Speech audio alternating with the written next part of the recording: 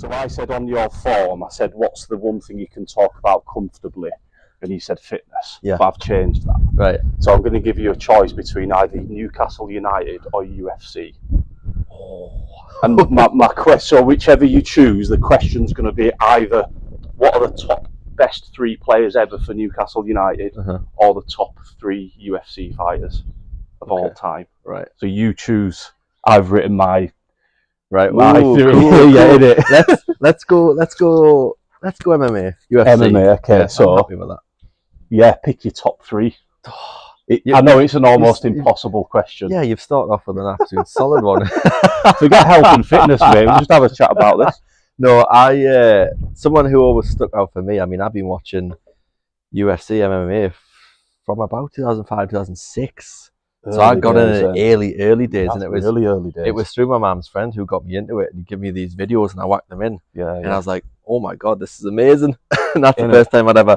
But for me, like, peak era for me was Anderson Silva. Yeah, he's my number one. Is he? He went through a stage of just annihilating people within a round. A couple of rounds, he used to mess about with people for fun, like a game. Yeah, and he was like the boogeyman, and nobody would.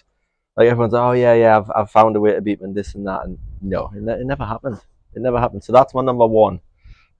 Straight in. That's pretty confident as well.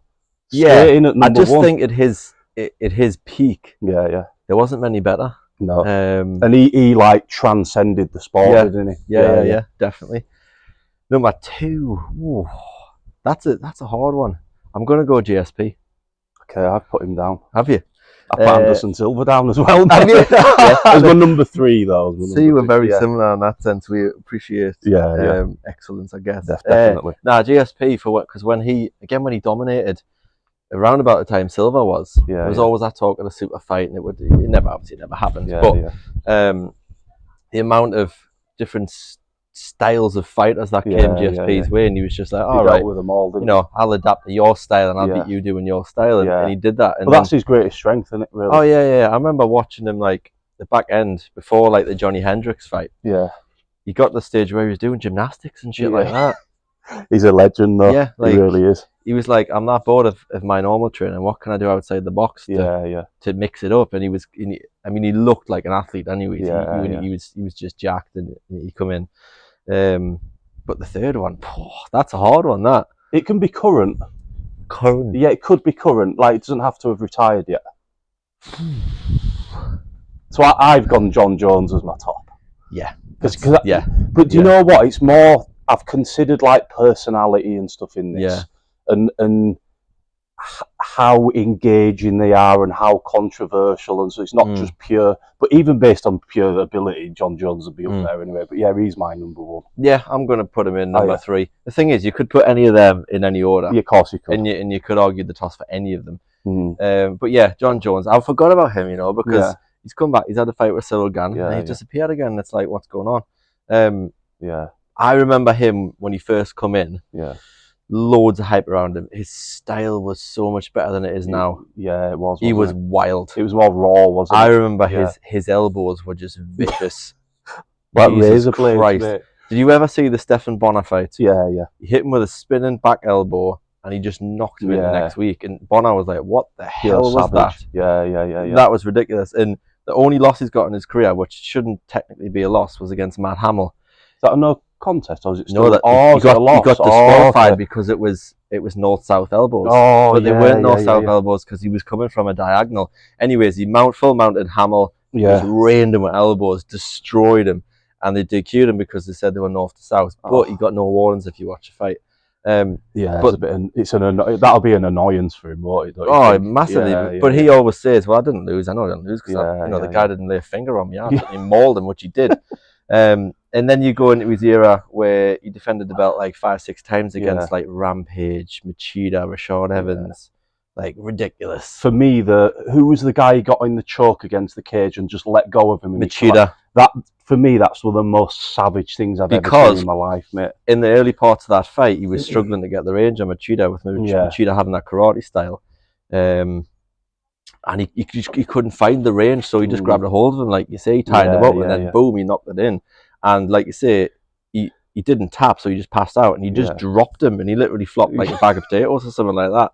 It was mental. Like you say, the way he walked off and so ruthless, I was like, he's a bad man, him, and he really beast. is.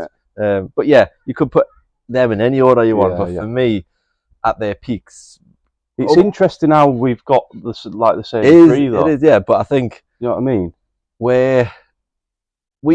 We're more of a striking background, both of us. Yeah. I mean, I've done elements of jiu-jitsu and stuff, but we all like to see that. We all like to see the knockouts. You're watching UFC, and like you say, when you started watching it really early doors, it's because it's savage. That's what I was watching it for. Yeah. I mean, you know, submissions are impressive. Don't get me wrong. Yeah. Like if you take Mighty Mouse against, I was gonna put him in. Were you gonna put him in there? I was, honestly. Yeah, against, he was close. Oh, what was he called? Do you remember when he suplexed into armbar? Remember that? That had never been done before. And that's when jiu-jitsu for me was like, Jesus Christ. Everyone stood up and was like, wow, this kid's insane. But he would be up there. But from me being a striker, I had to have mainly strikers in there. I'm with you. Yeah. They're a good three, mate. Oh, yeah, I think they're all Hall of Famers as well, pretty much. Definitely. And we'll see because he's fighting Stipe, ain't he, next? Yeah. That's supposed to be. Yeah. I think that'll be a good fight. I think that's meant to be November, potentially. Yeah. MSG, I think. Yeah. But, like you say, what Stipe is going to turn up, I think Jones will win either way. I do. But if Stipe fancies one more swan song, because I think when he got mauled by Ngannou, he was a bit like, my head's been knocked off. He's had time to. This will be an indicator, won't it? Of you know, it'll either be this or nothing again. He's done his stuff, hasn't he? Oh yeah, I mean, he's probably one of the best ever heavyweights. Yeah, so definitely. Even if he loses to Jones, he'll get paid an absolute wedge for it anyways. Massive amount. So you know, we'll see what that brings. But after that, then what does Jones do? Because Tom Aspinall's knocking at the door. Yeah, he looked great in his last I think fight. he needs one more fight to against the top three to see if he's really good. Who's fighting next in Paris? Is it Cyril Gane and someone? Spivak. Because he wants the winner of that. Yeah, he does. And Spivak's no joke. A knockout artist. I don't know if you've seen his last 5 fights. He's flattened everybody in the round. He's an animal, like, mate. He's mauling people like, you know, like Curtis Blades. He absolutely annihilated him. Yeah. And he's no joke. No, exactly. Like a lot of big boys, he's just absolutely mashing. So Aspinall Spivak would be the #1 contender fight. Whether that'll not happen this year though. I think it'll happen next year, but we've got a while to wait. But it'll be interesting to see if Jones sticks around or if he just says, you know what? Yeah. I'm done. I want to go party and do some coke again. Probably. Oh yeah. Crazy. So Jones, George St Pierre, and Anderson Silva top 3. That is pretty ruthless.